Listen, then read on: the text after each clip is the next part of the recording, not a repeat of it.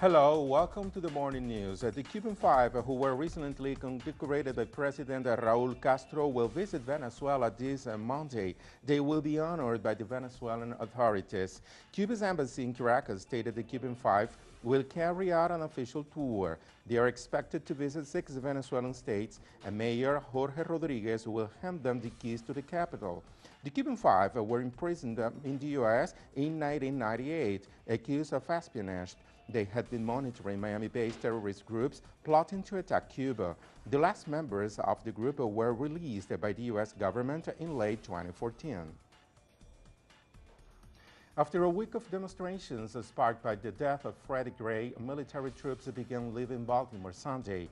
Early in the day, the city's mayor, Stephanie Rawlings Blake, announced she ended a citywide night curfew.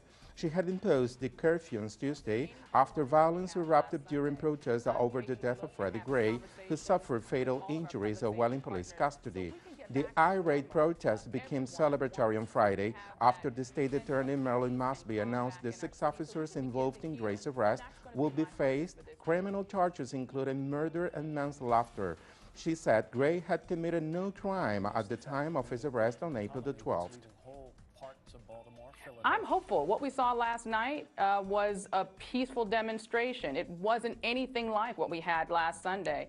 I'm taking a look and having conversations with all of our public safety partners so we can get back to normal.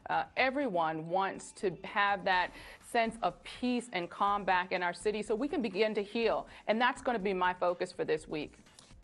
The Colombian peace talks in Havana were resumed Sunday. The rebel group FARC proposed the creation of a truth commission aimed at dismantling the paramilitary groups in the Latin American country.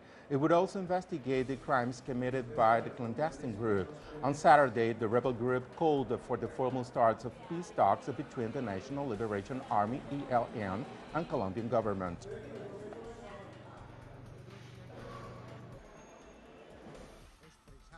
We have always expressed the need for formal public discussions between the ELN and the national government because the political, social, and armed Colombian conflict is one. And we have plainly shown the need that exists for these two tables and only one process so that peace can be complete and whole in our country. Japanese Foreign Minister Fumio Kishida met with Cuban President Raúl Castro on Saturday during the trip to the island to strengthen bilateral ties. The meeting came following Kishida's talks with Foreign Minister Bruno Rodriguez and with former leader Fidel Castro. The Japanese delegation also met with Cuban officials to discuss issues related to the economy and trade. Kishida pledged Japan's support of Cuba as the island changes its economic model. Various countries have sent delegations to Havana this year to explore business possibilities in the Caribbean nation, as relations with the United States are on the way to normalization since December.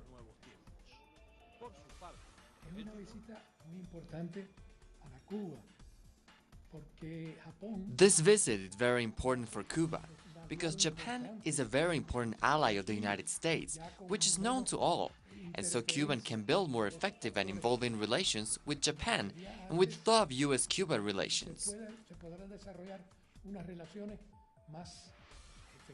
And things appear to be normalized in Mexico as a code red alert was lifted Sunday in Jalisco after 2 days of violence carried out by gunmen. About 19 people were killed in clashes with security forces in various states.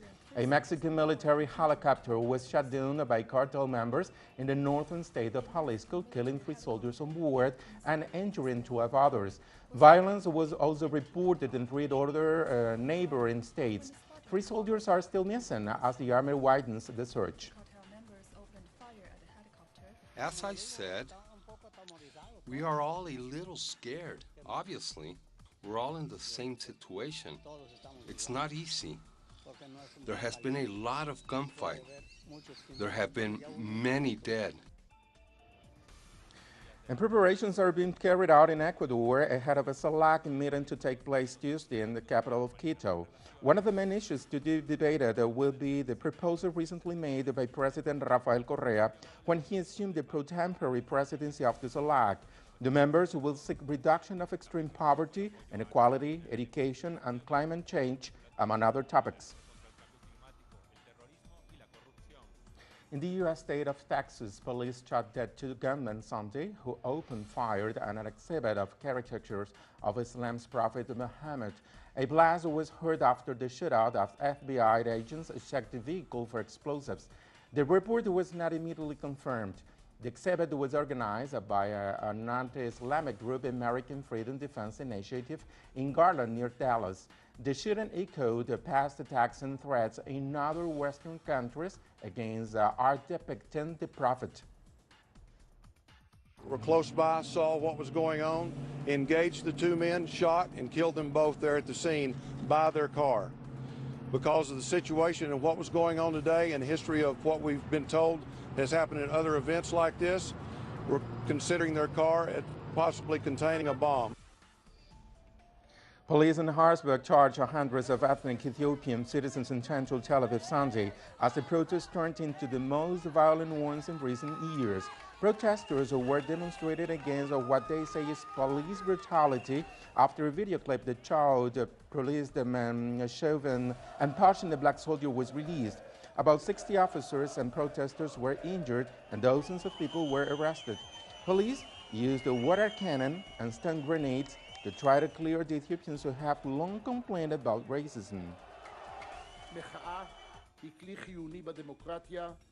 Yesterday's demonstration was inspiring. I'm so proud of the youth who arrived and spoke their mind. There was also violence, by a few, fueled by anarchistic elements, and I'm sorry for that.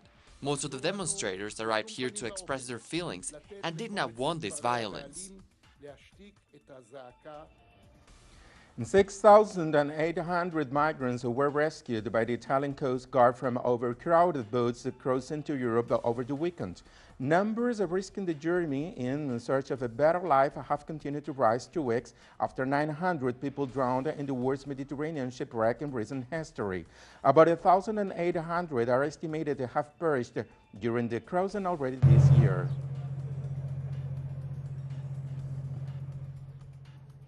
Over 75% of buildings in Nepal's capital, Kathmandu, have been deemed uninhabitable or damaged by a group of engineers. This information comes as the death toll continues to rise. Police and local volunteers have found the bodies of about 100 trekkers and villagers buried in avalanche set off by last month's devastating earthquake and were digging through snow and ice for signs of dozens more missing, officials said. 8 million people have been affected by the 7.9 earthquake that killed more than 7,200. And in sports, the Champagne flowed as Chelsea clinched their first Premier League title for 5 years with a typically stubborn 1-0 victory over Crystal Palace Sunday.